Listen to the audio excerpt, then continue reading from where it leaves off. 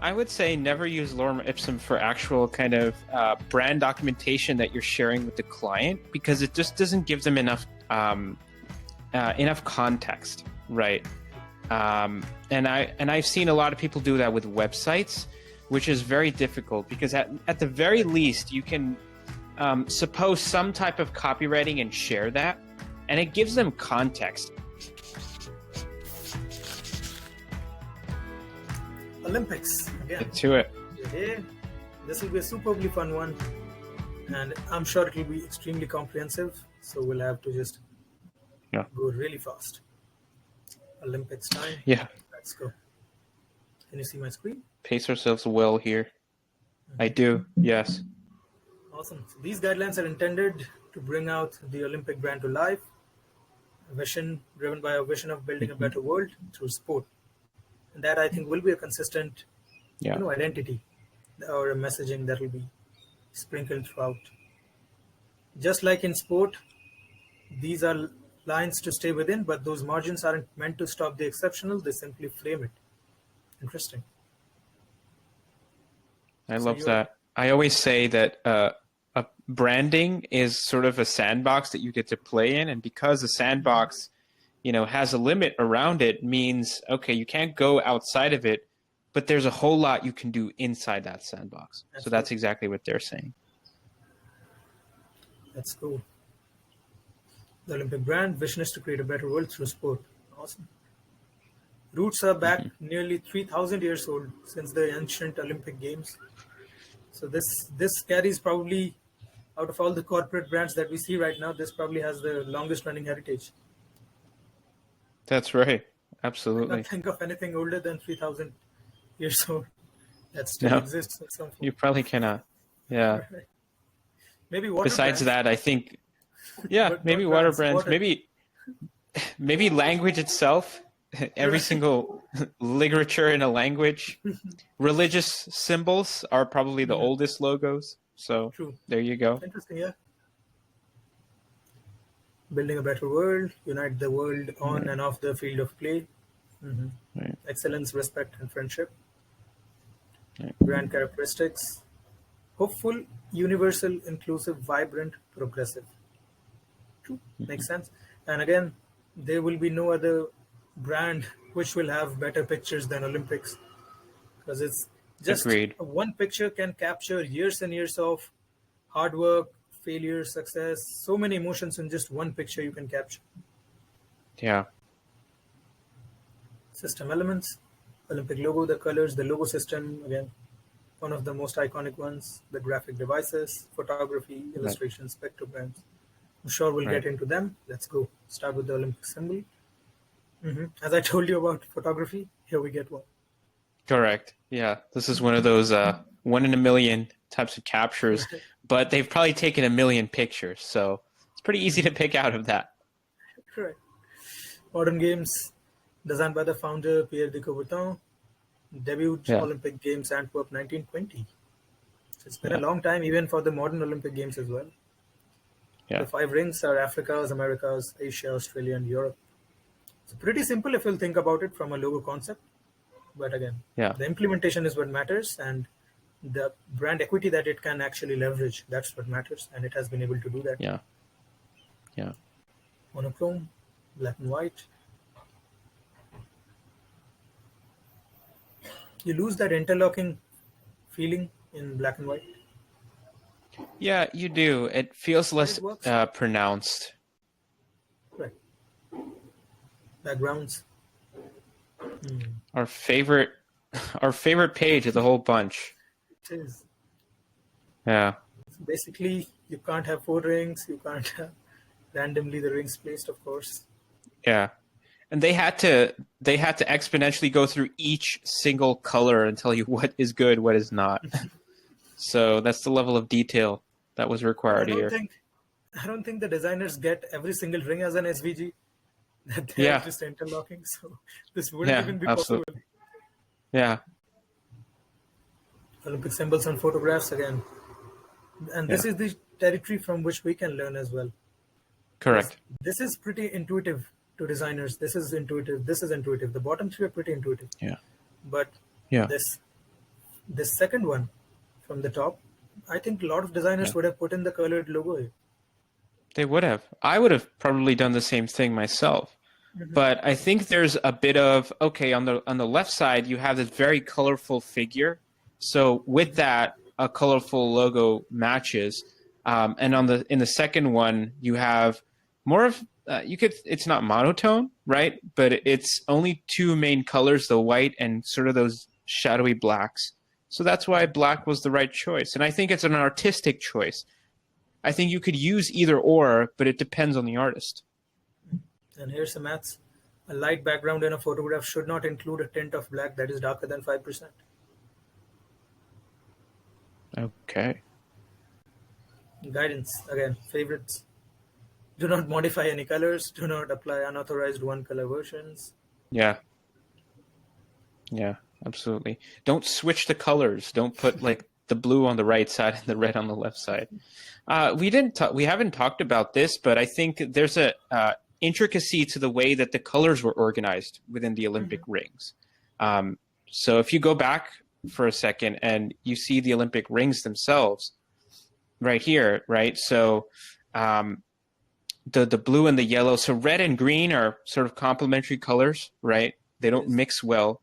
And it's in a similar way of like, yeah, blue and yellow. It would be blue and orange, but blue and yellow are still kind of more opposites kind of on the spectrum. So them put together adds that sort of dynamism and that sort of, it's not blending in, and every single ring is standing out by itself. So makes sense. Colors, the colors are listed out, metal colors. Yeah. Extended color palette, of course. The number of touch points would just be extremely huge number of touch points. It would be massive. Yeah. Uncounted. Guidance. And this is where this document becomes so important. Yeah. So you can't have, it's interesting. The layout of the logo in combination. Yeah. Because again, this is where we can learn, because this, our level makes sense. This also makes sense. Yeah. This doesn't much make sense, to be honest. Right? It's difficult without a guidelines to understand whether I can use a black logo on a yellow background or not, whether I can use a blue or not. So they're saying only use brand colors when it's completely white. Otherwise use black. Interesting. Yeah. That's right. Do not use bright Olympic colors side by side. Sure. Yeah. Logo system. International Olympic Committee, the IOC logo. That's right. Just at 28 pages. Okay. It's a lot of things. Lots of things. Flexibility. Yeah. It is. It's a deep one. These guidelines are something that we have kind of chatted I like how the font choice. Yes, we have. Yeah. I like how the font choice is a bit of on the lighter side, and I think it matches the way.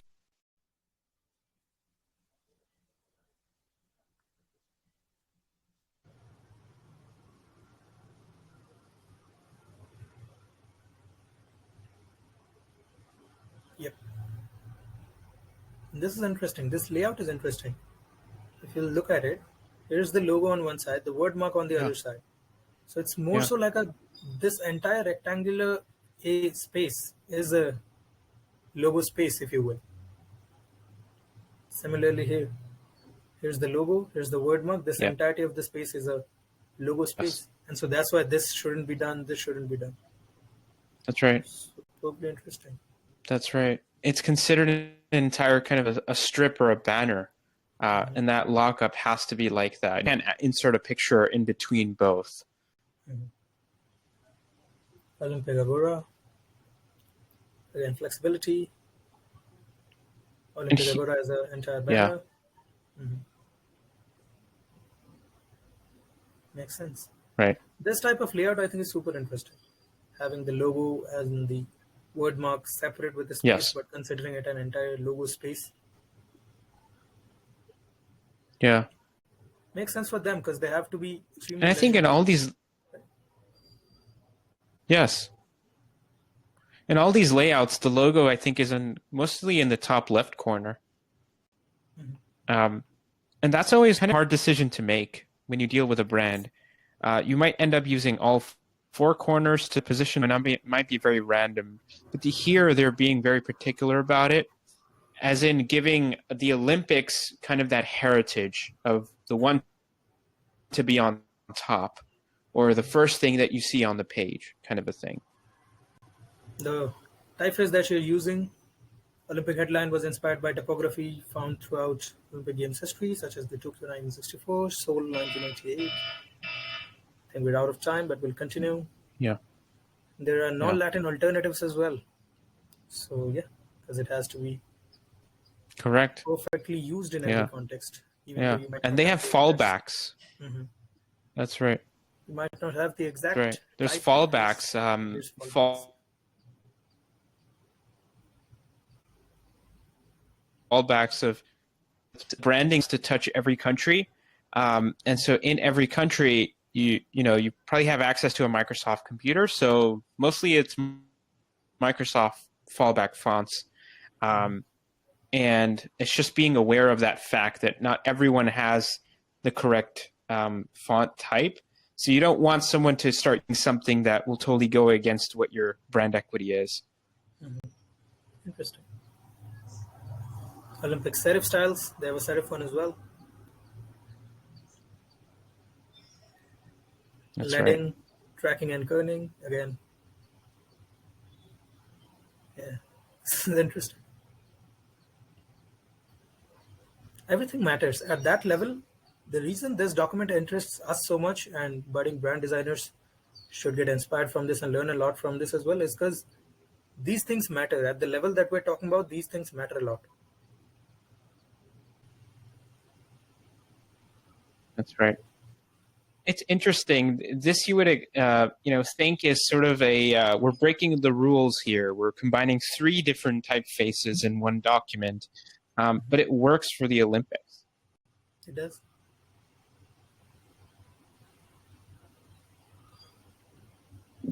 Graphic devices. This is where things get much more interesting, and kind of get a glimpse as to how the money gets spent, how cognitive effort gets spent into coming up with amazing design solutions that stand the test of time and are so much like design systems and That's UIs. right. This is the example of sort of a concept that's been drawn out. And we're not just creating a visual, we're creating a story and a narrative. And there's a concept that breeded that story, right? So what you're seeing here in terms of graphical devices is something very inspired by the Bauhaus movement. And that has been a great graphic design trend and something to study about as well. But you're seeing a bit of that. On the larger effect, you're seeing like abstract forms of what a track and field would look like, or what a volleyball court would look like, and you're turning that into its very simplified, colorful form. Then you can use as a graphical asset. And then they have a guideline for it. Field of play plus port line plus a color block. Yeah. And you can get an amazing poster. Yeah. Interesting. When you have so many touch points, it's difficult to be able to consistently showcase the brand without kind of losing that grip on your visuals. Because at times, even for example, this makes sense, this makes sense. Something like this might not make sense to us, or might make sense to us, might not make sense to them. Over time, if we are exposed to both this and this, then we'll lose the brand equity that those colors interlocking and those patterns have on us. Correct.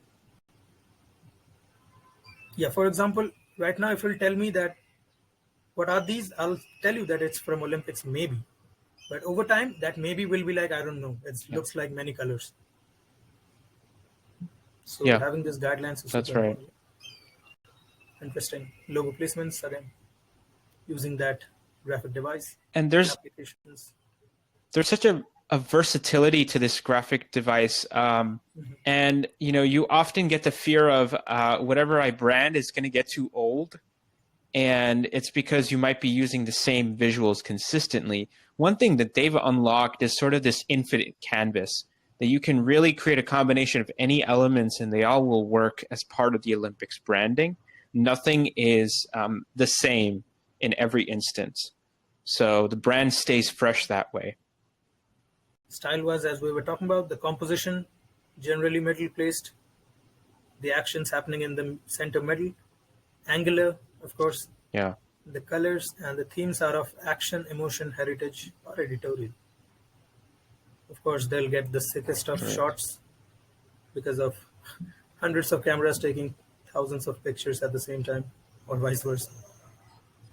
That's right. That's right.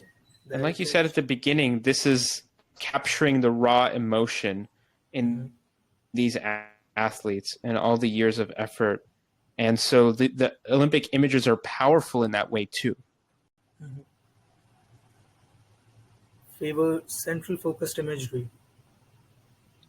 Ensure that the hero images are not too busy to distract from the headlines. Interesting. Due to legibility, typography and digital elements such as tags and social icons are placed at top of the gradient.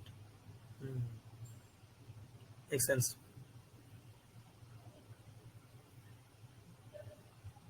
And I'm sure that this can be eyeballed to a good level by senior designers and other people of the team. But again, having a guideline helps. Post-processing. Okay, so they have talked about post-processing as well. As a general rule, do not over-process photographs. Yes. Olympic photography should feel photocentric, people-centric. Any styling or effects that make the photos feel supernatural is not encouraged. Although sometimes you have to just maintain the contrast a bit. All those things. Correct. Yeah. Yeah, it's not like we're adding Instagram effects just for the sake of it. It's the keeping it very human and realistic is, I think, is a key brand pillar of the Olympics, which is great to see how that rule comes into effect in terms of photography. Lots of illustrations, again, superbly comprehensive. The way you would use it, the guidelines are there. This is super interesting to always look at. Yeah. Illustration index. Yeah. Cropping again. Cropping works for them. Yes, absolutely. Pictograms for all the sports. Literally for all the sports. Yeah. Yeah. This is a completely different side of it, and this goes into wayfinding as well, which is a little bit like the New York subway manual. So functional icons, standards, the Olympic the depiction of every sport in here as well is incredible to see.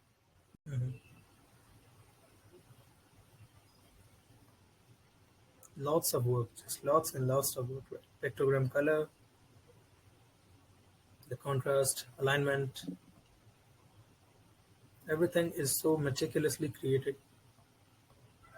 It's inspiring. If anything, it's inspiring. Infographics.